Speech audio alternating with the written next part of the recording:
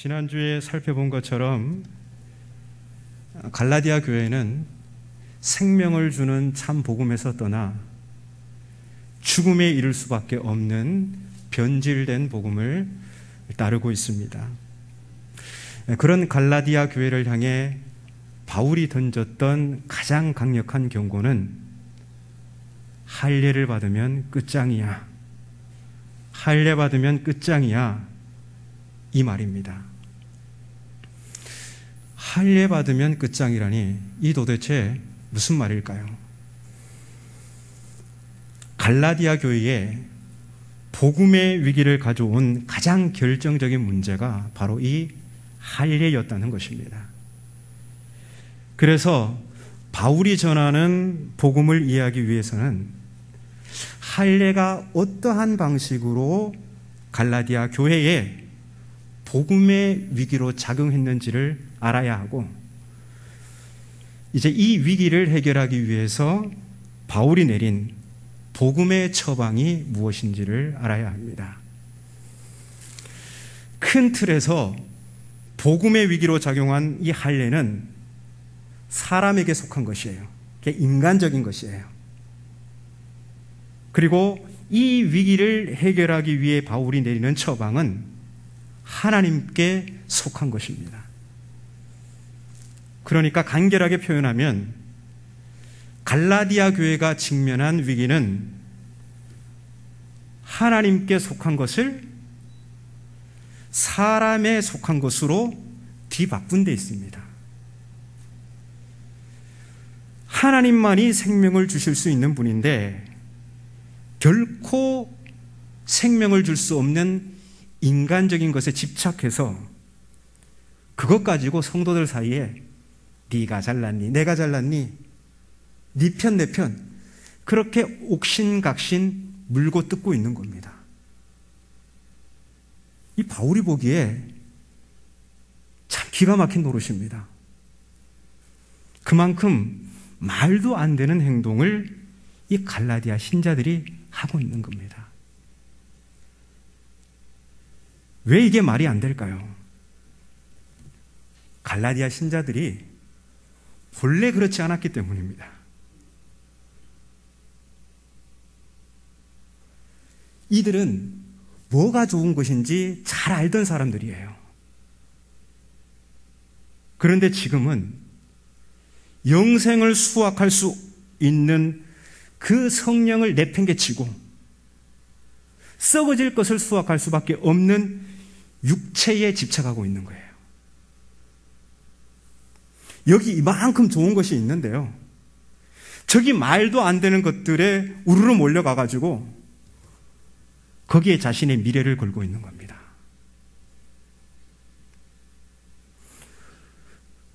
바울이 관찰한 갈라디아 교회가 이렇게 말도 안 되는 행동을 하고 있어요. 그래서 3장 1절을 보시면 이렇게 시작하죠. 어리석도다 갈라디아 사람들아. 이 탄식 소리잖아요. 이게 조금 원어를 직역하면요, 참 바보스럽군요, 바보 같군요, 이런 말입니다. 그리고 5장 7절에 이렇게 또 말합니다. 너희가 다름질을 잘 하더니 누가 너희를 막아 진리를 순종하지 못하게 하더냐.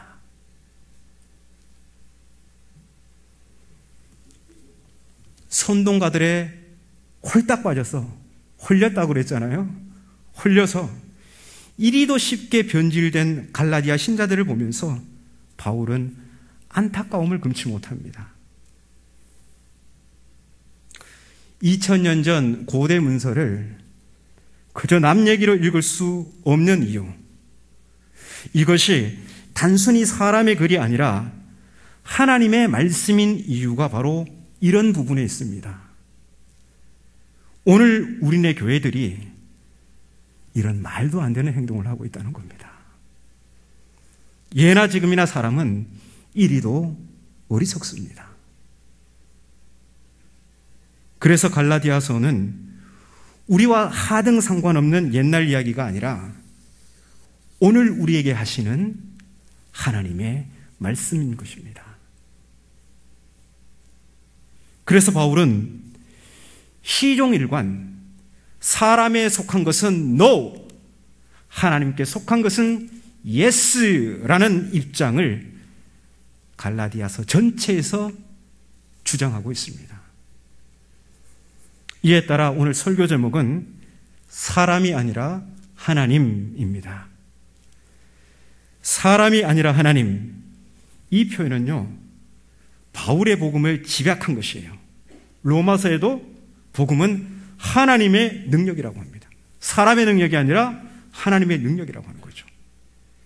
사람이 아니라 하나님, 이것은 바울의 복음을 아주 압축한 것으로 갈라디아서 전체를 지탱하고 이끌어가는 중심축입니다.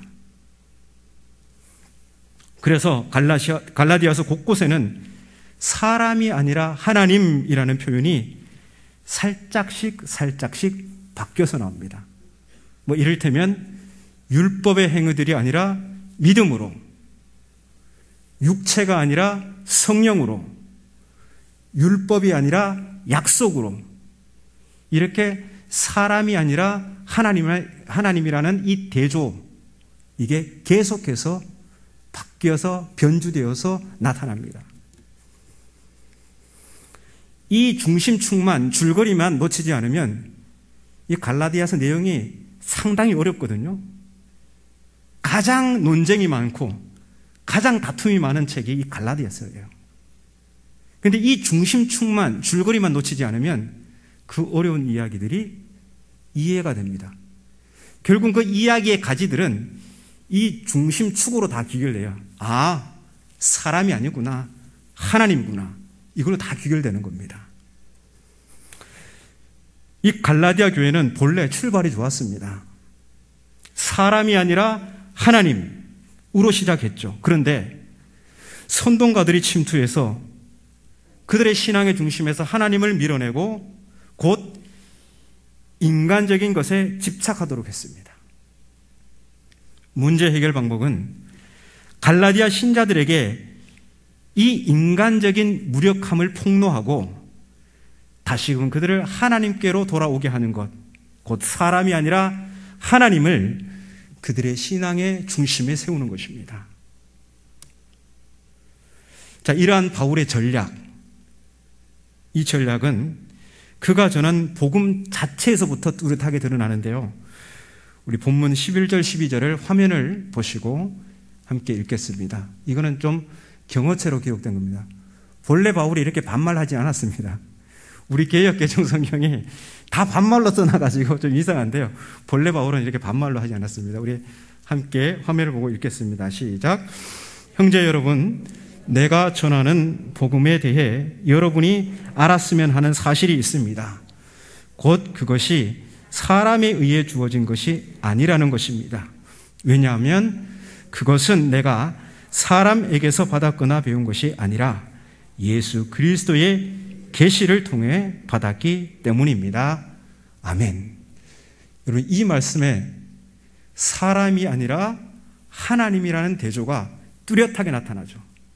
자신의 복음이 사람에게서 배운 것도 아니고 받은 것도 아니고 오직 예수 그리스도의 계시, 곧 하나님으로부터 받은 것이라고 분명하게 입장을 밝힙니다.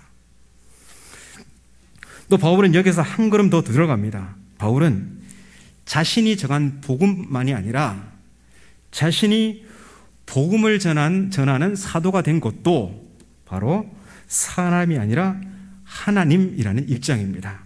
본문 1절을 화면을 보시고 읽겠습니다. 시작. 사람들에 의해서나 사람을 통해서가 아니라 오히려 예수 그리스도와 그를 죽은 자들 가운데서 살리신 하나님 아버지를 통해 사도가 된 바울이. 자, 1절 말씀을 보시면 바울은 자신의 사도됨의 근거를 사람에게서 두 번이나 부정합니다. 사람들에 의해서도 아니고 사람들을 통해서도 아니고, 그리고 이제는 하나님에게서 자신의 사도됨을 두 번이나 강조합니다. 어떻게 합니까? 예수 그리스도와 또 그를 죽은 자 가운데서 살리신 하나님 아버지를 통해 바로 자신의 사도됨의 근거를 하나님으로부터 그 신적 기원을 강조하고 있는 겁니다. 그러면서 자신이 어떻게 사도가 되었는지 이제 그 예를 들고 있는데요. 13절 이하에서, 본문 13절 이하에서 이 바울은 회심 이전에 자신의 이야기를 꺼냅니다. 물론 이 이야기는 갈라디아 신자들이 익히 알고 있는 바입니다. 그런 갈라디아 신자들을 다시 상기시키기 위해서 바울이 꺼낸 첫 번째 에피소드는 자신이 교회를 박해했던 이야기입니다. 자, 교회를 박해했다는 것은 자신의 사도됨의 근거로 내세우기 위해서는 어떻게 보면 약점이 될 수도 있어요. 그런데 바울은 거침없이 자기가 예전에 교회를 박해했던 그 이야기를 하고 있습니다. 게다가 14절을 보면요, 바울은 누구보다도 독실한 유대교 신자였어요. 이 사실 또한 좋은 이력은 아니겠죠. 내가 사도야, 진짜 사도야, 이것을 보여주기 위해서 자기가 독실한 유대교 신자였다는 것은 별로 도움이 안 될 겁니다. 어떤 교회들은요, 교역자 청빙할 때 몇 대가 신앙을 이어왔는지를 아주 매우 중요하게 본다고 합니다. 조부모님, 부모님이 예수를 믿지 않거나 타종교이면 아예 서류에서부터 탈락시키는 그런 교회도 있다고 하는데요. 그러한 이력이 교역자로서의 자질과 무슨 상관관계가 있는지는 모르겠습니다. 사실 다 인간적인 것 보는 거 아니겠습니까? 이렇듯 바울은 약점이 될 수도 있는 회심 이전 자신의 이력을 이렇게 과감하게 밝히고 있습니다. 이유가 뭘까요? 바로 사람이 아니라 하나님을 강조하기 위해서입니다. 바울은 여러 유대교 신자들과 비교해봐도 더욱 독실한 유대교 신자였어요. 게다가 예수 믿는 사람들을 핍박하고 옥에 잡아가두는 일에 가장 앞잡이였습니다. 그런데 그런 바울이 지금은 누구보다도 예수의 앞잡이, 복음의 앞잡이가 된 것입니다. 그러니까 요지는 이겁니다. 내가 이렇게 변하게 된 것은 이 사람이 어떻게 손을 써서 되는 일이 아니다. 과거에 그랬던 내가 지금 예수의 앞잡이, 복음의 앞잡이게 된 것은 이건 사람이 어떻게 설득하고 손을 써서 된 게 아니야. 바로 하나님이 손을 대야 가능한 일이라는 것입니다. 바울은 바로 이 점을 강조하는 것이죠. 내가 전하는 복음, 그리고 내가 복음을 전하는 사도가 된 것, 이 모두는 사람이 아니라 하나님이 손을 써서 된 것이다. 이 사실을 강조하는 겁니다. 우리도 이런 간증 많이 들어봤잖아요. 그리고 우리 중에도 이런 간증 하실 수 있는 분이 있을 겁니다. 저도 그렇고요. 저도 이렇게 사람이 손을 써서 될 사람이 아니었습니다. 그래서 이 사람이 아니라 하나님이라는 이 표현은 앞으로 전개될 바울의 복음 이야기의 중심축, 그 복선을 깔고 있는 겁니다.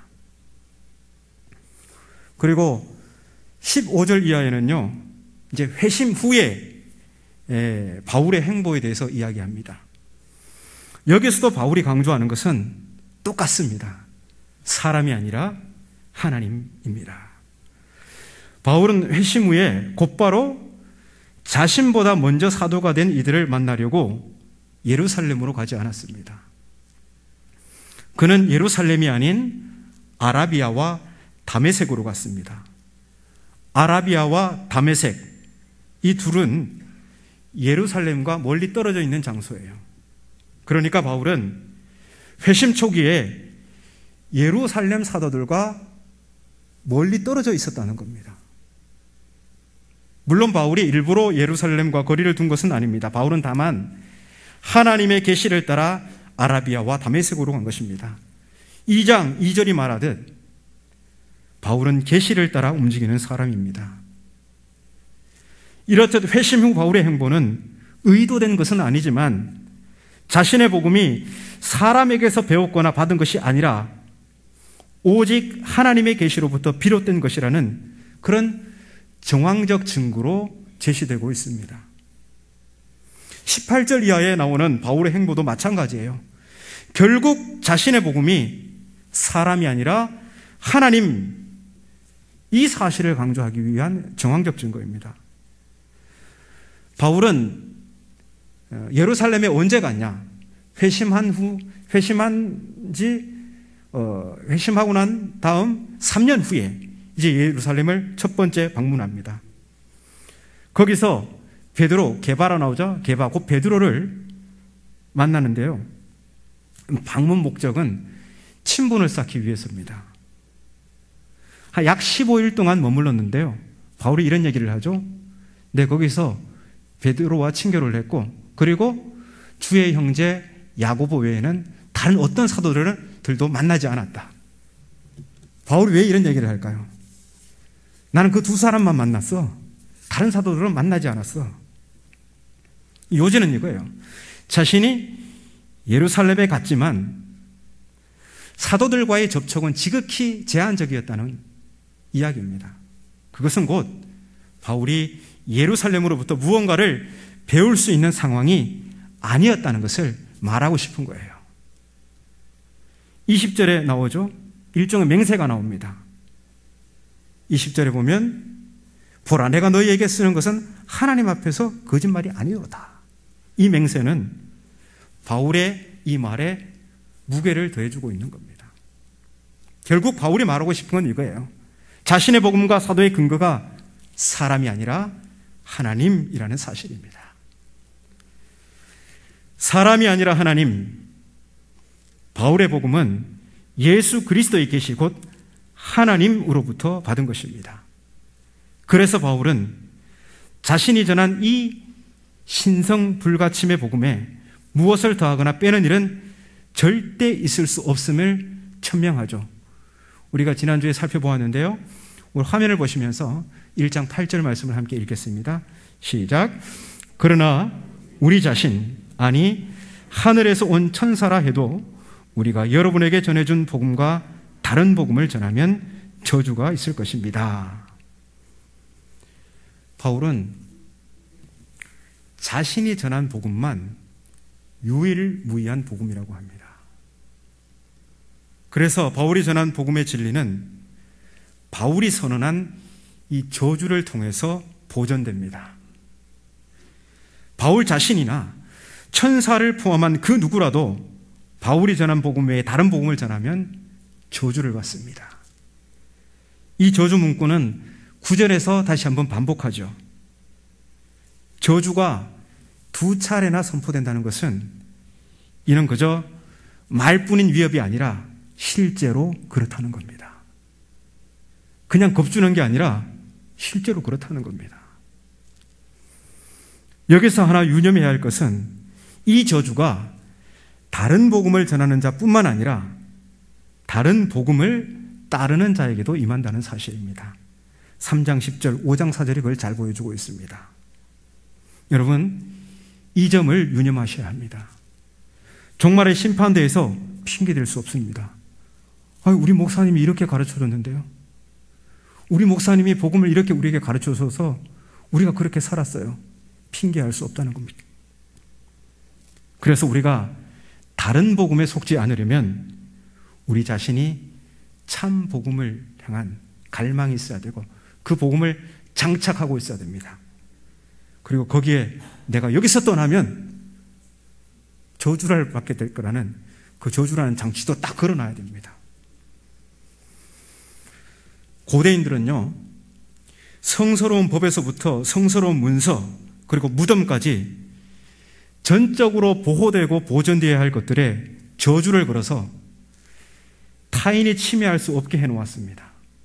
고대 소아시아 지역에서 발굴된 문서에 이런 저주가 문구가 있는데요. 누구든지 이 뼈들을 옮기는 이는 저주받기를. 그리고 요한계시록 22장 18절 19절에 이런 말씀이 있습니다. 화면을 보시고 함께 읽겠습니다. 시작. 나는 이 책에 기록한 예언의 말씀을 듣는 모든 사람에게 증언합니다. 누구든지 여기에 무엇을 덧붙이면 하나님께서 그에게 이 책에 기록한 재앙들을 덧붙이실 것이요, 또 누구든지 이 예언의 책에 기록한 말씀에서 무엇을 없애버리면 하나님께서 이 책에 기록한 생명나무와 그 거룩한 도성에서 그가 누릴 몫을 없애버리실 것입니다. 바울은 자신이 전한 복음이야말로 누구도 조작하거나 날조할 수 없는 신성불가침이라고 합니다. 갈라디아 교회에 침투한 이 선동가들은 바울이 전한 복음이 아닌 다른 복음을 전함으로 저주 아래에 놓였습니다. 갈라디아 신자들 또한 선동가들에 홀려서 다른 복음을 따름으로 저주 아래에 놓이게 되었습니다. 복음의 위기는 곧 신자들의 미래를 위태롭게 하는 위기로 작용한다는 것을 우리는 여기서 분명히 보게 됩니다. 이런 상황에서 바울의 목적은 분명합니다. 바울은 갈라디아 신자들을 살리기 위해 저주를 선포하며 두려움이라는 그들의 감정을 자극합니다. 그리고 이 자극의 목적은 그저 겁주기 위해서가 아니라 갈라디아 신자들을 바울이 처음 전한 그 복음의 진리에 복종하던 그 모습 그대로 돌려놓으려는 것입니다. 바울은 이러한 자신의 의지를 4장 19절에서 다음과 같이 말하고 있습니다. 우리 화면을 보시고 함께 읽겠습니다. 시작. 나의 자녀 여러분 속에 그리스도께서 모양을 갖추실 때까지 내가 다시금 여러분을 위해 해산의 고통을 겪어야 하겠습니다. 바울은 자신을 산모로 지금 비유해서 이야기하고 있는데요. 바울은 그들 안에서 그리스도의 모양을 잃어버린 갈라디아 신자들을 보면서 또다시 산모와 같이 그들 안에 그리스도를 낳기 위해 해산의 고통을 감당해야 할 처지에 놓였습니다. 예전처럼 그들 안에 그리스도께서 살아계셔서 그리스도의 십자가 외에는 그 어떤 인간적인 것들을 자랑하지 않던 옛날 그 모습으로 돌려놓기 위해서 바울은 또다시 사도로서의 수고를 감당할 처지에 놓여 있습니다. 제가 갈라디아서를 선택한 목적도 마찬가지입니다. 나중에 바울이 자기를 스스로를 어떻게 생각하고 있는가를 로마서 15장에 보면 나와요. 자기는 복음의 제사장이라고 그래요. 바울은 그것을 자기의 정체성으로 알고 있습니다. 자기 자의식이에요. 복음의 제사장. 요약해서 말하면 성도들을 성령으로 거룩하게 해서 하나님이 받으실 만한 그런 제물이 되게 하는 겁니다. 하나님이 받으실 만하게 하는 것. 저도 이 바울의 자의식이 곧 저의 자의식입니다. 제가 목사직을 감당한 이유는 우리 성도님들을 성령으로 거룩하게 하여 하나님께서 받으심직하게 그렇게 돕는 것, 그게 목사의 역할이죠. 이 갈라디아서 설교와 강의를 통해서 우리 지자교회 성도들 안에 그리스도의 모양이 갖추어지도록 하는 것입니다. 그리스도께서 여러분 안에 살아계셔서 예수 그리스도의 십자가 외에는 결코 자랑할 것이 없는 복음의 사람들로 재형성시키는 것, 그렇게 돕는 역할이 바로 저의 역할입니다. 그래야 우리는 인간적인 것에 집착하여 경쟁하고 다투던 그 말도 안 되는 행동에서 돌이켜서 복음의 진리에 복종하여 서로 사랑할 수 있기 때문입니다. 그래서 사람이 아니라 하나님입니다. 교회 안에서 분쟁과 갈등과 다툼을 일으키도록 빌미를 제공하는 인간적인 자랑들은 우리를 복음에서 떠나게 하는 위험으로 작용할 수 있습니다. 저는 지금까지 지난주 오늘까지 이 인간적인 것이 무엇인지, 할례와 상응하는 이 인간적인 것이 무엇인지, 오늘 복음의 위기로 작용하는 이 인간적인 것이 무엇인지를 여러분들에게 구체적으로 밝히진 않았습니다. 나중에 갈라디아서 후반부에서 밝힐 것입니다. 근데 여러분들은 그것을 하나하나 차곡차곡 한번 메모하십시오. 우리 안에 복음의 위기로 작용하는 인간적인 것, 이것 때문에 성도들 간에 옥신각신하고 서로 경쟁하고 다투고 상처받고 떠나고 하는 것이 무엇인지 하나하나 차곡차곡 적어 놓으시기 바랍니다. 특히 우리 갈라디아서 강의 이제 수요일부터 시작하는데요, 그게 무엇인지 적어 놓으셨다가 그 시간에 함께 자기의 이야기도 함께 나눌 수 있었으면 좋겠습니다.